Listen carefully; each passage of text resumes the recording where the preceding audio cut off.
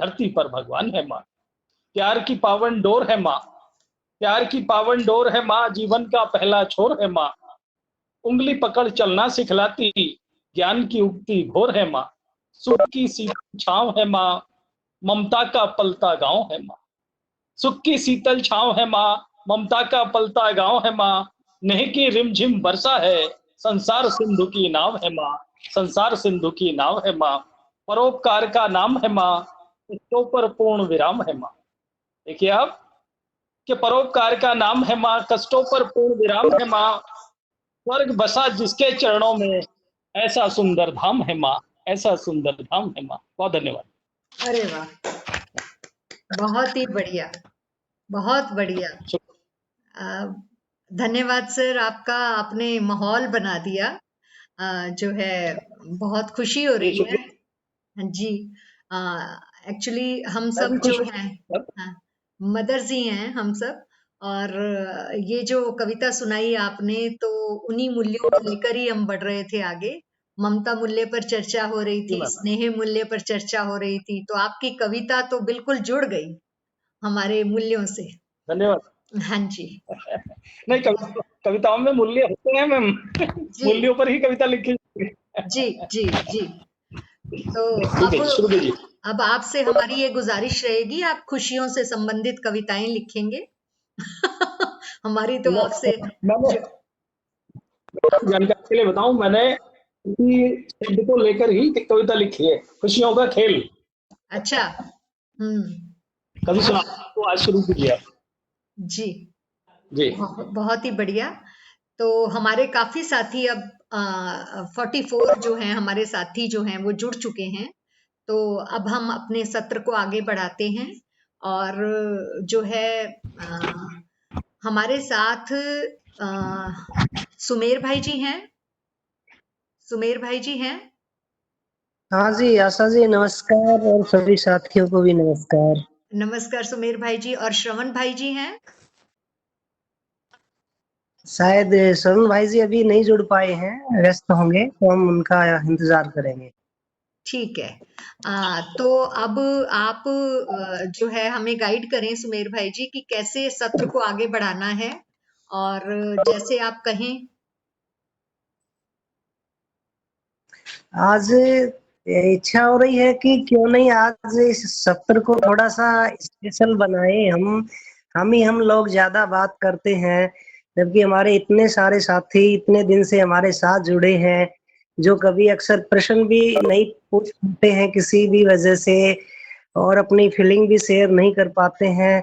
तो कितना अच्छा हो कि आज हम सब मिलके इतने दिन की हमारी यात्रा है, 10 15 20 दिन से, इनमें हमारी कुछ स्पष्टताएं बनी हैं, कुछ चीजों पे ध्यान गया है, और उसकी वजह से परिवार में अपने अंदर कुछ बदलाव भी हम महसूस कर रहे होंगे। तो कुछ साथी आगे आकर यदि अपने उन एक्सपीरियंसेस को शेयर करेंगे तो हम सबको प्रेरणा मिलेगी, और ये सारा सत्र एक हम सबका इंटरेक्टिव होगा, एक दूसरे से प्रेरित होने का। और एक परिवार की तरह अपनों के बीच हम अपनी बात रखते हैं होगा, तो मुझे ज्यादा अच्छा लगेगा। बाकी साथियों की राय भी ले सकते हैं। जी। आ, हमारे साथियों में से जो है हमसे जो सत्र हैं हमारे करीब मार्च में शुरू हुए थे। तो मार्च में जब हमारा इंटरेक्टिव सेशन शुरू हुआ था, उसमें हमने लिया था, कुछ स्कूल से संबंधित इश्यूज लिए थे कि how to conduct happiness classes. और उसमें हमने माइंडफुलनेस पर चर्चा की, और एक्सप्रेशन डे पर चर्चा की, स्टोरी पर चर्चा की, और एक्टिविटीज पर। तो किस तरह से क्लास को स्मूथली चलाना है, इस पर भी हमारे जो साथी हैं, जैसे नुपुर जी हैं, सुषमा जी हैं, अन्नू मैम हैं, तो इन्होंने अपनी बात रखी थी, और जो है पूरे सत्र को जो है बड़े अच्छे से संचालन किया था उन्होंने। और अब किसी प्रश्न मेरे पास बहुत है। मैंने जब गूगल में आपके कल प्रश्न देखे, तो मेरे पास 10-15 प्रश्न ऐसे हैं, तो जिनके उत्तर जो है वो साथियों के मन में है कि वो दिए जाएं। और लेकिन उससे भी पहले कि जो गूगल फॉर्म भी नहीं भर पाए हमारे साथी और उनका कोई प्रश्न हो तो वो भी हम लेंगे। और जैसे साथियों की इच्छा हो वो प्लीज हमें कोई एक साथी बताए कि कैसे करना है। पहले गूगल के प्रश्न, गूगल फॉर्म जो आपने भरा है उसके प्रश्न लिए जाएं, या फिर जैसे हमारा चल रहा था, मूल्यों पर चर्चा चल रही थी, जो है वैसे किया जाए। कोई एक साथी बता दें अगर हमें, या फिर अपने अनुभव शेयर करना चाहें कि उनके पास, क्योंकि हमारी जर्नी जो है करीब 20-25 हमारे जो है 20-25 दिन हमारे साथ रहे, और जो मीटिंग के थ्रू हमारी बातचीत हुई, पर्सपेक्टिव बिल्डिंग पर बातचीत हुई, हैप्पीनेस में ट्राइड हैप्पीनेस, और कंटेंट पर बात हुई, है ना, तो इंटेंट पर बात हुई, और एक्सप्लोर, एक्सपीरियंस और एक्सप्रेशन कैसे किया जाए, इन मुद्दों पर चर्चा हुई। तो मुझे लगता है कि चर्चा हमारी ममता मूल्य, स्नेह मूल्य, विश्वास मूल्य, तो हमारी काफी चर्चा हो चुकी है। और गूगल फॉर्म में भी कुछ साथियों ने लिखा है कि हमें कुछ समझ में आया है और कुछ रह गया।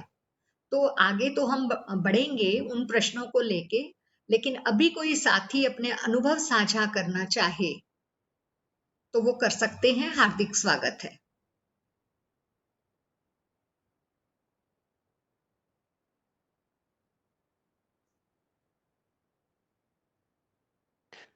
आशा मैम, जी मुझे कुछ कहना है। हाँ जी, कहिए ज्योति मैम। हाँ जी मैम। जी मैम मुझे ये कहना है कि ये जो लॉकडाउन में ये जो मीटिंग अपनी स्टार्ट हुई है, जी इससे बस ये मोटिवेशन आप सभी लोगों से मिला है कि एक तो इतने सारे लोगों के अपने व्यू आ जाते हैं, और जब इतने सारे आइडियाज जब यहाँ पे शेयर होते हैं तो हमें भी बहुत कुछ मिलता है आइडियाज। और जैसा कि आपने मेरे को गाइड किया था उसी हिसाब से हम कर रहे हैं। तो यही है कि हम जब आगे बच्चों को ये चीजें डिलीवर करते हैं तो फिर बच्चे भी बहुत अच्छे से इनिशिएटिव ले रहे हैं। और जिसका कि आप शायद अभी जो रिसेंटली मैंने एक वीडियो डाला था, शायद आपने देखा है कि नहीं आशा मैम, मैंने ट्विटर पे डाला था। तो वो एक कविता थी कि चलो आज फिर से मुस्कुराते हैं। तो यही था कि बच्चे इतने खुश हुए हैं ना कि जब उन्होंने पूरी वीडियो देखी, तो जब बच्चों के मेरे पास आए मैसेजेस, तो शायद कहीं ना कहीं मुझे भी ये लगा कि हम कहीं ना कहीं सक्सेस हो ही रहे हैं। जी तो यही था। जी तो मैम बस यही कहना था कि इस मीटिंग का, हाँ, हमें फायदा तो बहुत हो रहा है कि आप सब लोगों से मिलकर, और जो भी नए आइडियाज हमें मिल रहे हैं, सबसे बड़ी बात तो, हालांकि बच्चे साथ नहीं है लेकिन वो हमारे साथ मतलब ऑनलाइन जरूर हैं। जी तो यही कहना था मैम, एंड थैंक यू। बहुत बहुत शुक्रिया ज्योति मैम आपका। एक्चुअली मैं यही कहना चाहूंगी कि ये को लर्निंग सेशन है। इस को लर्निंग सेशन में आप सीख रहे हैं, लेकिन आपके साथ साथ हम भी सीख रहे हैं, क्योंकि जो हैप्पीनेस की बुक्स बनी हैं उस पर भी जब चर्चा होती है तो हम अपने आप में ये देख पाते हैं कि क्या जिन लक्ष्य या उद्देश्य को लेके हम चले थे वो, उसमें हमें कहाँ तक सफलता मिली, क्या वो उद्देश्य टीचर्स आगे लेके जा पा रहे हैं, उन्हें समझ उनकी बन पा रही है, बच्चों की समझ बन पा रही है। तो ऐसा नहीं है, ये को लर्निंग सेशन है, हम आपसे भी ज्यादा सीख रहे हैं। तो जब हम स्व मूल्यांकन करते हैं तब हमें इन चीजों का पता लगता है कि कई बार आपने प्रश्न कोई पूछा और उसका उत्तर देते हुए हम सोचने बैठ गए कि इसका और बेहतर जवाब ये हो सकता था, या फिर हम जब मनन करते हैं उन प्रश्नों पर तो हमें अपने अंदर की वो जो गैप्स होते हैं वो भी नजर आते हैं। तो इसे हम को लर्निंग सेशन कहें तो बहुत बढ़िया है ये जर्नी। तो हम भी चाहेंगे कि हमारा आपके साथ साथ ये हैप्पीनेस की यात्रा पर जो हम निकले हैं वो बना रहे। ठीक है, तो और कोई साथी जो है वो साझा करना चाहें अपने अनुभव, मोस्ट वेलकम।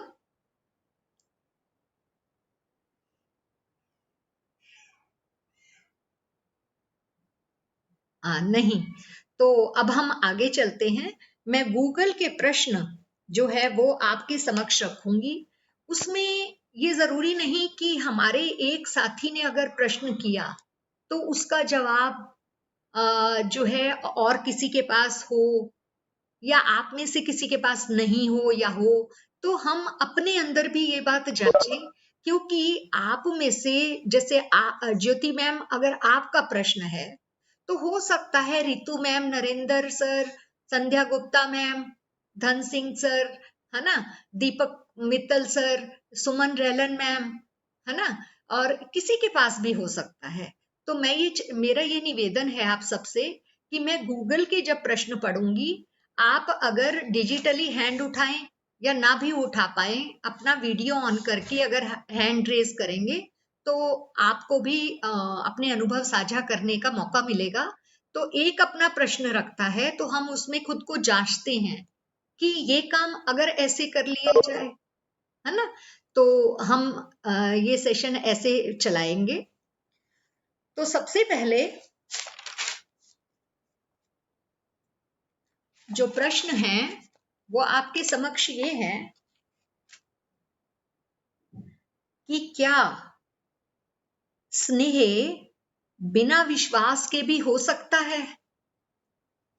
क्या स्नेह बिना विश्वास के भी हो सकता है?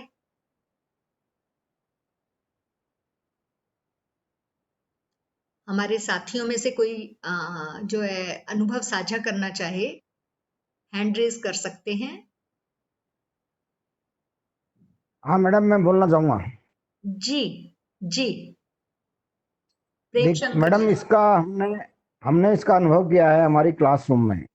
जी जब हम जब देखते थे, पहले बालक को पहले ही पूर्व से ग्रसित होता है कि ये बालक ऐसा है, जी लेकिन हमने कई बार देखा कि बालक को मतलब कि बालक में सकारात्मक और नकारात्मक ऊर्जा दोनों होती है। अब कोई बालक बैठा है, उसको हम जाके सकारात्मक रूप से या प्रेम पूर्वक या स्नेह पूर्वक बोलते हैं, और बालक में चाहे नकारात्मक, तो उसके अंदर सकारात्मक भाव बढ़ते हैं, और सकारात्मक भाव बढ़ते हैं तो एक दिन, 2 दिन नहीं, 10 दिन ऐसे ही हम लगातार रहते हैं। तो एक दिन ऐसा आता है कि वो बालक बिल्कुल हमारे जैसा जाता है, हमारे और उसके अंदर स्नेह बहुत प्रगाढ़ हो जाता है, वो हमारी हर बात सुनता है, हमारी और उसकी भी अंडरस्टैंडिंग हो जाती है। इसलिए विश्वास करना बहुत जरूरी है। विश्वास जब हम किसी पर करते हैं तो निश्चित रूप से जो हम देते हैं वही लेते हैं। अभी आप वहां बैठी हो और मैं 2 दिन आपको गावा मैडम, मैं आपके बारे में सोचता हूँ, वाइब्रेशन से रहता हूँ, गावा मैडम बहुत अच्छी है, बहुत अच्छी है, शी इज डूइंग, तो निश्चित रूप से वही रिफ्लेक्ट वाइब्रेशन के माध्यम से आता, आप मिलती नहीं हो तो भी। और एक दिन ऐसा होता है कि आपके और मेरी विचारधारा, आइडियोलॉजी भी एक मिल जाती है। ये तो मैं दूर की बात कर रहा हूँ, वाइब्रेशन की बात कर रहा हूँ। अभी कोई भी सर हो, जैसे कि हमारे सुमेर सर है, अब सुमेर सर के बारे में मैंने सोचता हूँ पॉजिटिव है, सकारात्मक, तो निश्चित रूप से मुझे विश्वास होगा, तो निश्चित रूप से उनकी तरफ से भी मुझे यही मिलेगा। ये हमारा प्रैक्टिकली अनुभव है। धन्यवाद। जी प्रेम सिंह जी, अब मैं सुमेर भाई को कहूंगी। सुमेर भाई जी अगर सुन रहे हैं तो इसमें कुछ जोड़ना चाहें। मैं फिर से प्रश्न दोहराती हूँ, क्या स्नेह बिना विश्वास के भी हो सकता है? जी आशा जी, नवीन कुमार जी ने बड़ा अच्छे से रखा है, और ये हम अपनी जिंदगी में भी देखते हैं। जब हम मूल्यों की बात करते हैं, आगे आगे और हम एक्सप्लोर करेंगे कि इन मूल्यों में विश्वास जो है, इसको आधार मूल्य कहते हैं। यानी सबसे पहला जो भाव या मूल्य होगा संबंधों में, वो विश्वास ही होगा। जब तक किसी व्यक्ति के प्रति हमारा विश्वास नहीं बनता है तो उसके प्रति न अपनापन फील होगा, न कोई ममता और प्रेम, जो भी भाव है वो कैसे हो सकते हैं जब उस पे भरोसा ही नहीं है। हमें लगता है कि इस व्यक्ति की जो नीयत है वो हमारे प्रति ठीक नहीं है, या ये व्यक्ति समाज के लिए, देश के लिए इनकी सोच ठीक नहीं है। तो जब तक उनकी नियत के प्रति हमारा शक बना रहेगा, तब तक व्यक्ति पर भरोसा नहीं रहेगा, तब तक वो आगे जो दूसरे मूल्य हैं वो बिल्कुल भी उन मूल्यों का हमारे अंदर प्रकटीकरण और उस व्यक्ति के साथ उन मूल्यों का निर्वाह बिल्कुल नहीं होगा। तो भरोसा यानी विश्वास आधार मूल्य है। विश्वास के बाद ही आगे के संबंध और मजबूत होते हैं और मूल्यों का निर्वाह होता है। धन्यवाद। जी, बहुत बहुत शुक्रिया आपका। अगले प्रश्न की तरफ बढ़ते हैं। भाव के अभाव की स्थिति को क्लियर करें। भाव के अभाव की स्थिति को क्लियर करें। तो सभी साथियों से निवेदन है कि अगर अपने विचार रखना चाहें कम से कम शब्दों में, तो वो रख सकते हैं कि भाव का अभाव क्या होता है।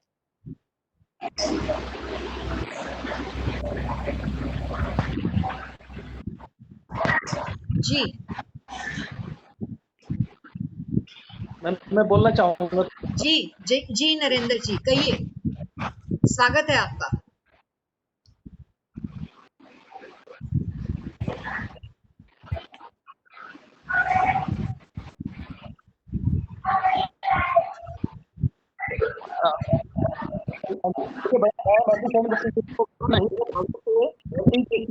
नहीं, वह हृदय नहीं है, पत्थर है, इसमें स्वदेश का प्यार नहीं। तो ऐसा हृदय तो बड़ा मुश्किल है जिसमें भावना हो, और जिस तरह से हमारे मस्तिष्क में विचारों का सृजन हर घड़ी घड़ी होता रहता है, इसी प्रकार हमारे हृदय में भावों का भी एक तरह से प्रकटीकरण होता रहता है। लेकिन कुछ परिस्थितियां ऐसी होती हैं जिसमें आदमी भाव शून्य हो जाता है। एक शब्द ये सुना होगा आपने, भाव शून्य। भाव शून्य होना ही भाव की स्थिति होती है। तो इस अभाव की स्थिति से बचने के लिए जरूरी है कि हम नित्य नूतन भावों से अपने आप को अभिप्रेरित करते रहें। धन्यवाद जी, बहुत बहुत शुक्रिया। अब मैं किसी और साथी से निवेदन करूंगी कि कोई भी जो अभी अभी नरेंद्र सर ने कहा उसमें कुछ अपनी बात जोड़ना चाहें, हमारे और साथी कोई। मैं प्रश्न फिर से दोहरा देती हूँ। भाव के अभाव की स्थिति को क्लियर करें। हमारे नमस्कार। जी नमस्कार मैम। नमस्कार राकेश हाँ सर। हाँ जी। मैं थोड़ा सा बोलना चाहूंगा यहाँ पर। आप कौन से स्कूल भाव से का हैं मतलब सर? सर कौन से स्कूल से हैं? Ma'am government boys senior secondary school number 3 doctor Ambedkar Nagar. Okay. Number 3 ma'am, S N Choubey sir का जो स्कूल है ना, आप एस एन चौबे जी जो है वो है हमारे यहाँ TDC।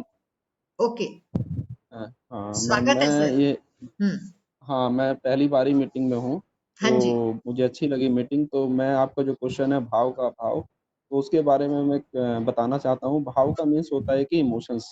जितना मुझे समझ में आ रहा है मैं उतना ही बता पाऊंगा आपको, हो जी। सकता है मैं गलत भी हो सकता हूँ। तो भाव मतलब हमारी इमोशंस, यानी कि हमारी एक दूसरे के प्रति क्या इमोशंस है, हम कैसा उसका रेस्पेक्ट करते हैं, कैसे हम उसको स्नेह करते हैं, उसका हमारे अंदर इंटरनली उसकी कमी है। मतलब हम कैसे इसको पूरा करें। भाव का अभाव मीन्स हमारा मतलब with respect to human beings के प्रति कैसा एक वो होना चाहिए, तो उसकी कमी को है, तो वो ही मुझे इसमें नजर आ रही है, भाव का अभाव एक मानव के प्रति। यही मुझे अभी तक समझ में आया मैम, मुझे ऐसा लगता है इस वर्ड से, वर्ड भाव से क्या है। ठीक है, थैंक यू मैम। जी, धन्यवाद आपका। सुमेर भाई जी से निवेदन है कि वो कुछ जोड़ना चाहें इसमें। हाँ जी, आशा जी, पहले भी हमने इस मुद्दे को लेके कुछ बात रखी थी। मुझे लगता है कि ये धीरे धीरे एक्सप्लोर होगा। जैसे अभी भी बोलचाल में हम देखते हैं कि हमारे पास कोई सुविधा या जरूरी चीज नहीं होती है तो हम कहते हैं कि हमारे पास इस सुविधा का अभाव है। अभाव का मतलब होता है एक तरह से कमी, खालीपन या उस चीज का न होना। ऐसे हम एक और उदाहरण लेते हैं, जैसे किसी जगह पर प्रकाश नहीं है तो प्रकाश का अभाव होता है, उसको हम अंधेरा नाम देते हैं। तो अंधेरा वास्तव में कोई चीज है या प्रकाश का अभाव है? इसको बड़ा मुझे ध्यान गया तो बड़ा अच्छा लगा कि अंधेरा अपने में कोई चीज होता तो अंधेरे को कैसे हम अलग करें किसी जगह से, यानी प्रकाश ही लाना पड़ेगा। तो इसका मतलब चीज तो प्रकाश ही होती है, अंधेरा कोई चीज नहीं होती है, या तो प्रकाश वहां है या नहीं है। तो प्रकाश का अभाव को हम अंधेरा कह रहे हैं। ऐसे ही जब भी हम अपने संबंधों में हम किसी को स्वीकार नहीं पाते हैं, तो वो स्वीकारते हैं उस समय की स्थिति को हम भाव के साथ हैं ऐसा कहते हैं। और जब हम किसी को स्वीकार नहीं पाते हैं, उस स्थिति को हम अभाव की स्थिति कहते हैं। तो अपने अंदर जब हम देखेंगे तो ये जो एक्सेप्टेंस वाली बात है, किसी के व्यक्तित्व को एक्सेप्ट करना, किसी के बात को एक्सेप्ट करना, तो एक्सेप्ट करते हैं उस समय वो हमारी स्थिति जो बनती है उसी को हम भाव की स्थिति कहते हैं। और वो ही हमें अच्छी लग रही होती है।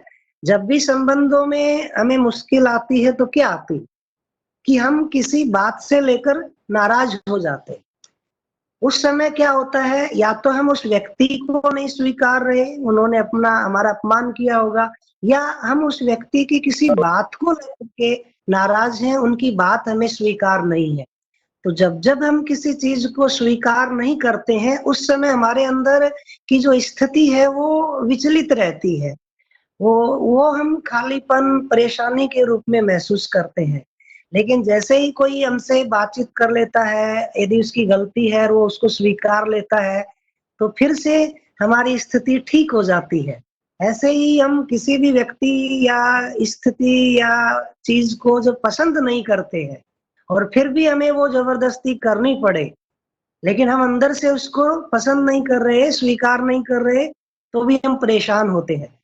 तो जब भी हम देखेंगे किसी चीज को हम पसंद करते हैं, स्वीकार करते हैं, एक्सेप्ट करते हैं, उस समय की जो स्थिति है वो स्थिति हमें अच्छी लग रही है, वो भाव की स्थिति है। तो भाव का मतलब भरे होना। किससे भरे होना? स्वीकृति के साथ होना, भरे होना, स्वीकृति से भरे होना। अभाव की स्थिति का क्या मतलब हुआ फिर? इसका मतलब है कि हम फिर किसी चीज को स्वीकार नहीं कर पा रहे हैं। वो उस समय हम खालीपन है, वो तो अंदर का जो खालीपन है वो हम अपने में देख ही पाते हैं। तो इसको हम एक्सेप्टेंस के आधार पे देख पाएंगे तो ज्यादा ठीक समझ पाएंगे। आगे धीरे धीरे और एक्सप्लोर करेंगे। धन्यवाद आशा जी, और टू यू। जी, बहुत सुंदर। बहुत ही बढ़िया, बहुत ही बढ़िया सुमेर भाई आपने कहा, क्योंकि स्वीकृति के भाव में जीना ही सुख है।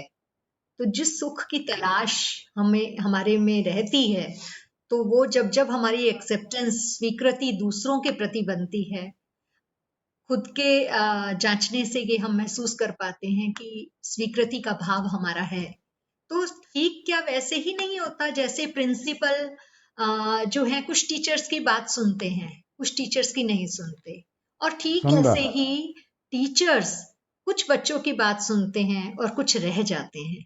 तो जहां जहां बच्चे हमसे छूट जाते हैं, तो वहां वहां हम अगर खुद में ये देखें कि स्वीकृति का भाव कैसा था हमारा जो छूट गए, तो वहां वहां हम स्व मूल्यांकन कर सकते हैं और हमें पता लग सकता है। तो स्वीकृति के भाव में जीना ही सुख है। बहुत बहुत शुक्रिया। तो अगले प्रश्न की तरफ बढ़ते हैं हम। वो ये है कि माँ अपनी बेटी से स्नेह करती है और डॉटर इन लॉ से लव करती है। क्या मैंने स्नेह यानी कि अफेक्शन और लव के डिफरेंस को सही समझा है? एक बार फिर से दोहराती हूं प्रश्न। एक माँ अपनी बेटी से स्नेह करती है, अफेक्शन है, और डॉटर इन लॉ से लव करती है।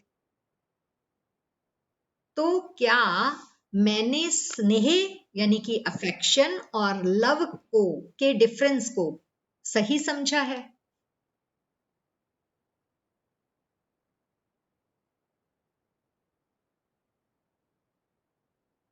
रितु जी हाथ खड़ा कर रहे हैं।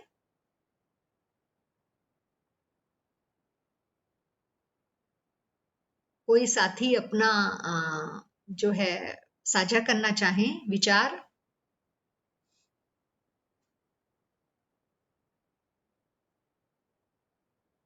रितु जी का हाथ खड़ा है। रितु जी, आप बताना चाहेंगी?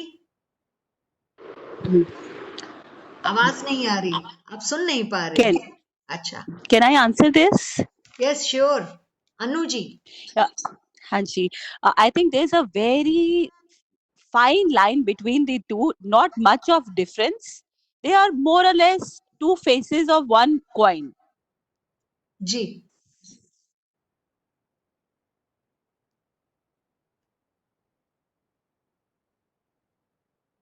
I think इसके इन दोनों के अंदर एक कॉमन चीज है एक्सेप्टेंस। So, अगर आप किसी को स्नेह देते हो, अफेक्शन देते हो, तो सबसे पहले एक्सेप्टेंस आ जाती है, तभी आप महसूस कर पाते हो स्नेह और अफेक्शन। आई थिंक सिनोनिम्स भी लग रहे हैं ये वर्ड्स।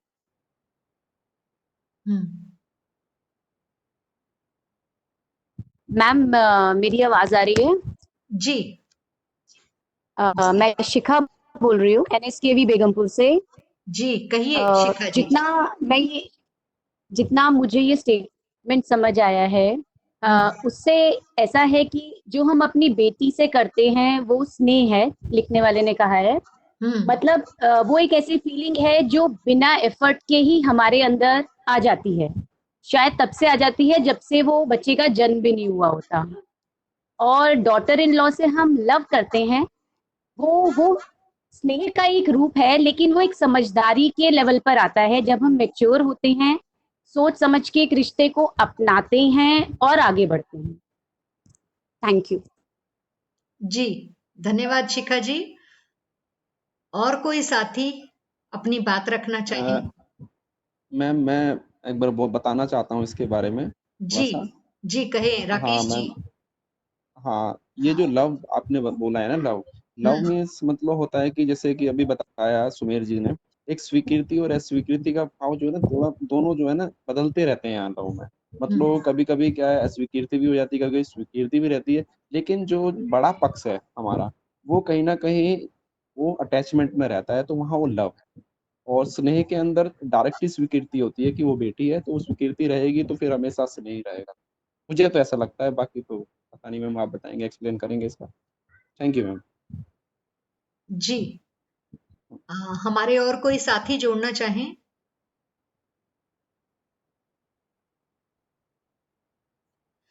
सुमेर भाई से मैं रिक्वेस्ट करूंगी। सुमेर भाई, एक्चुअली जो प्रेम है वो पूर्ण मूल्य है, और स्नेह अफेक्शन को हमने भी एक मूल्य के रूप में ही लिया है, जैसा कि विश्वास, सम्मान, ममता, स्नेह। तो हमने जो अपनी हैप्पीनेस करिकुलम में बुक में जो रखे हैं मूल्य, तो उसमें विश्वास, सम्मान, स्नेह, तो ये मूल्य रखे हैं हमने। उसमें प्रेम मूल्य जो कि पूर्ण मूल्य है उसकी बात अभी नहीं की। और डिफरेंस अगर पूछना चाह रहे हैं हमारे साथी, तो थोड़ा सा आप प्रकाश डालें इस पर। सुमेर भाई जी। जी आशा जी, शुक्रिया। अभी बड़ा अच्छा राकेश जी ने भी मेन बात पे ध्यान दिलाया कि सारा जो खेल है जिंदगी का वो स्वीकृति अस्वीकृति का ही है। जब भी हम किसी चीज को पसंद करते हैं, एक्सेप्ट कर रहे होते हैं, तो अच्छा लग रहा होता है, लेकिन वो टिकता नहीं है। तो मेन जरूरत तो यही है कि कैसे हम हमेशा उस एक्सेप्टेंस के साथ रहें, जो चीज जैसी है उनको वैसा देख पाए और स्वीकार कर पाए, और उनको कैसे और बेहतर कर पाए इसकी योग्यता के साथ हो पाए, बिना परेशान हुए जैसा है वैसा उन चीजों को पहले एक्सेप्ट कर पाए, फिर उनको बेहतर कैसे करें इसकी योग्यता के साथ हो पाए, तो चीजें हैंडल हो पाती है। हमारी सारी जर्नी यही है, और बड़ी जिज्ञासा है ये। हम देखेंगे कि जैसे हम इन मूल्यों की बात कर रहे हैं, तो हमें इनकी बात करने में ही अच्छा लगता है। जैसे हम जो पसंद है जिन लोगों को, रसगुल्ला, गुलाब जामुन, इनकी बात करते हैं तो ही मुंह में पानी आता है और अच्छा लगने लगता है। और यदि वो चीजें जब खाते हैं तो कितना अच्छा लगता है। तो ऐसे ही हम जब इन मूल्यों की केवल चर्चा कर रहे हैं तो ही कितना अच्छा लग रहा है। इसका मतलब ये हमारी सहज स्वीकृतियां हैं, यानी प्रकृति का जो डिजाइन है हमारे अंदर का जो बना है, उसमें कहीं ना कहीं ये है ही नेचुरल, तो इसकी जो है निरंतरता कैसे हो, ये अध्ययन और अभ्यास यानी समझना और उसका अभ्यास करना, उससे ये टिक पाएगा। अब हम आते हैं इस प्रश्न पर। देखिए, बहुत सारे शब्द मुझे भी शुरुआत में जब इस कंटेंट को समझने का मौका मिला, तो उससे पहले मैं डिक्शनरी में इन शब्दों को देखा करता था।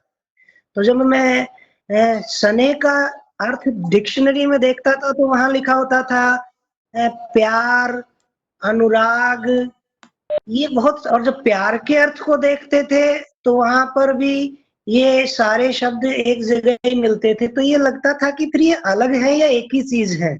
लेकिन जैसे जैसे समझने का मौका मिला तो कुछ स्पष्टता बनी कि नहीं, हर शब्द का एक अर्थ होता है और उस अर्थ के मूल में कोई एक वास्तविकता होती है।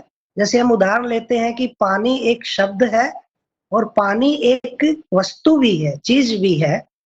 और पानी शब्द का एक अर्थ भी है कि जो चीज हमारी प्यास बुझाती है हम उसको पानी कहते हैं, हर चीज को पानी हम नहीं कहते हैं। तो ये तीन चीज निकल कर आ रही हैं। एक शब्द होता है, शब्द का फिर एक अर्थ होता है, और अर्थ एक वस्तु को इंगित करता है या किसी वास्तविकता की ओर संकेत करता है।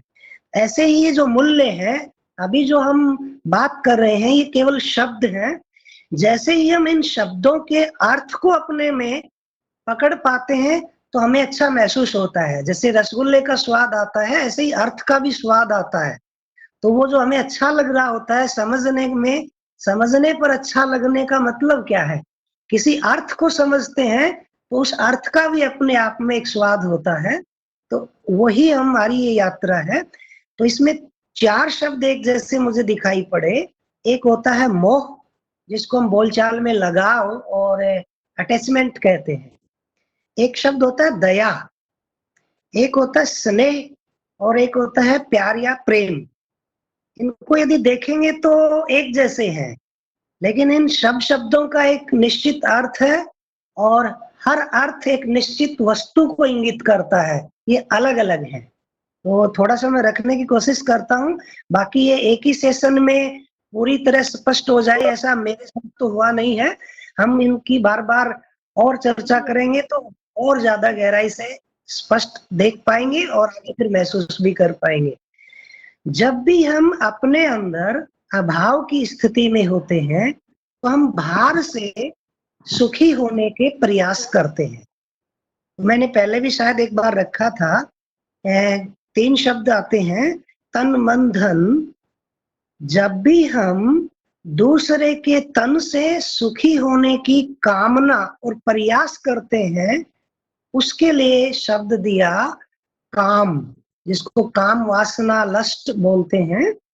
तो ये देखा जा सकता है कि कोई बहुत ज्यादा शरीर के सानिध्य की भावना के साथ है तो हम पकड़ सकते हैं उस बात को कि दूसरा व्यक्ति अपने में खालीपन के साथ है, उस खालीपन को भर रहा है नासमझी में, दूसरे के शरीर से वो सुखी होने की कामना के साथ है, प्रयास के साथ है। तो इसको शब्द दिया काम। काम एक अभाव है।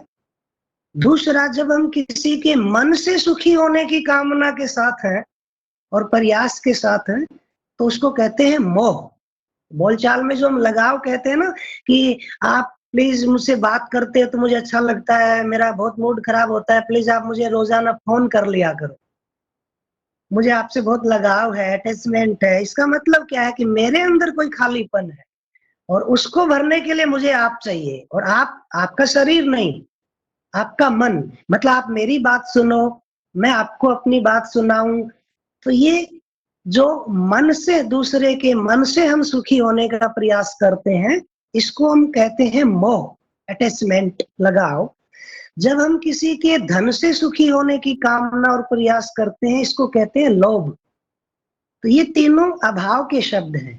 भाव में क्या होता है कि हम पहले से ही हम अपने में भरे हुए हैं, हम खुश हैं, इसलिए हम खुश हैं, उस खुशी की अभिव्यक्ति करते हैं। तो दूसरे को हम सहयोग करना, उसकी खुशी में मदद करना, उस देने के भाव के साथ होते हैं। तो जब भी हम भाव में भरे होते हैं तो हम उस खुशी को भी बांटते हैं। और किसी को कोई भौतिक वस्तु की भी आवश्यकता है और हमारे पास वो उपलब्ध है, आवश्यकता से अधिक भी हो या उसकी जरूरत ज्यादा है, तो हम वो देकर भी खुश होते हैं। तो हम देखेंगे अक्सर खासकर परिवारों में माँ बेटी, पिता पुत्र, इनमें देखते हैं कि अपने पास कम भी होगा तो माँ को अक्सर रहता है कि बेटी को कोई भी चीज की कमी न हो, मैं उसी को दे दूं। तो क्योंकि माँ जो है वो बेटी के प्रति भाव से भरी है, इसलिए माँ के पास जो कपड़े, रुपए, वस्तु है वो बेटी को समर्पित कर देती है। तो इसका मतलब यह कि भाव बड़ा होता है और सामान या वस्तु छोटी होती है। भाव नहीं है तो सामान या वस्तु बड़ा हो जाता है और हम झगड़ा कर देते हैं कि मुझे कम दिया, मुझसे छुपा दिया। तो ये धीरे धीरे हम यात्रा को एक्सप्लोर करेंगे इस शब्दों को, तो पाएंगे कि भाव बहुत बड़ी चीज है, उसमें हम भरे होते हैं। तो जब भी हम सेंस ऑफ बिलोंगिंगनेस के साथ है वो स्नेह है, सेंस ऑफ वननेस के साथ है वो लव है। फिर से हम ध्यान देंगे, बिलोंगिंगनेस का मतलब है हमें किसी को हम अपना मान रहे हैं। सेंस ऑफ बिलोंगिंगनेस ये अफेक्शन होता है। लेकिन यदि हम सेंस ऑफ वननेस को फील करते हैं, जहां कोई अंतर ही नहीं है, वहां वो प्रेम भाव होता है। ये प्रेम भाव थोड़ा सा बहुत गहरा आता है और इसको आपने जैसे कि बताया कि विश्वास, स्नेह, ममता, कृतज्ञता, जैसे जैसे इन भावों के साथ जीते हैं, इनकी निरंतरता होती है, तो जब पूरी तरह से हम भावों से भरते हैं सबके प्रति, तब ये प्रेममयता की स्थिति आती है। तो एक एक के साथ संबंध हमारा जुड़ता जाएगा, वहां वहां अपनापन महसूस होता जाएगा, वहां वहां स्नेह महसूस होता जाएगा। एक एक से अनेक तक स्नेह फैलाव है। जब एक एक से अनेक के बाद ये हर एक तक स्वीकृति हो जाती है, वो प्रेममयता की स्थिति होती है। तो प्रेम है वो सब धरती के पर जितने भी इंसान हैं उनको ठीक से समझेंगे, उनके साथ अपना संबंध समझेंगे, तो उन सब को हम भाव रूप में स्वीकार कर पाएंगे, चाहे वो अधूरेपन के साथ ही क्यों न हो। जब सबको हम स्वीकार पर कर पाएंगे, उस स्वीकृति के साथ होंगे, वो प्रेममयता की स्थिति होती है। ये बहुत बड़ी स्थिति है जिसको हम कहते हैं महात्मा बुद्ध, महावीर स्वामी सबके प्रति उस भाव के साथ होते थे। तो हमारी मूल्यों की इस यात्रा में धीरे धीरे बढ़ेंगे और इसको आगे समझेंगे। अभी मैं इतना ही रखना चाहूंगा। धन्यवाद Asha ji, over to you. हाँ, बहुत ही विस्तृत रूप में आपने बात रखी अपनी। उम्मीद है कि हमारे साथी को जो है उत्तर जो है मिल गया होगा और वो उसको अच्छे से सुन पा रहे होंगे।